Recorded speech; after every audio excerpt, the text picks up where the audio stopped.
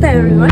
આજે આપણે કેન્સર વિશેની માહિતી મેળવવા માટે એક ખૂબ જ અગત્યની ચર્ચા કરવા જઈ રહ્યા છીએ. કેન્સર એક એવી બીમારી છે જે તમારા જિંદગીને મૂળથી બદલી શકે છે.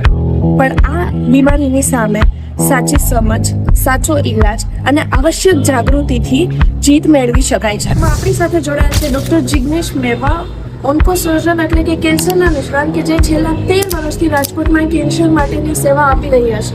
હાલ છેલ્લા 6 વર્ષથી સેન્ચુરી કેન્સર હોસ્પિટલમાં કાર્યરત છે. ખૂબ ખૂબ આભાર સર તમારો, આપનો આટલો કિંમતી સમય આપવા બદલ. Thank you.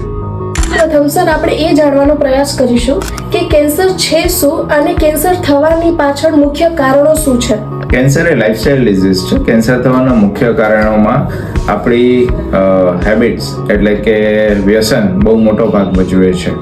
એની સાથે બદલાયેલા હવા, પાણી અને ખોરાક, જે આપણને કેમિકલ્સ યુક્ત ખોરાકો ખાવા, અનિયમિત ખોરાકની હેબિટ હોવી અને અનિયમિત લાઈફસ્ટાઈલ એટલે કે કસરત અને બેઠાડું જીવન, કસરત વગરનું, આ બધા કારણો મુખ્યત્વે પરિબળો ભાગ ભજવતા હોય છે.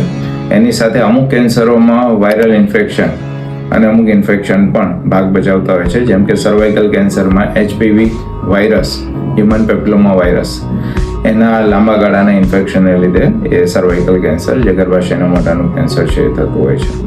મોઢા અને ગળાના કેન્સરો છે એ મુખ્યત્વે માવા, તમાકુ, પાન, એને લીધે. ફેફસાના કેન્સરો છે તો સ્મોકિંગ અને એને લીધે થતા હોય છે.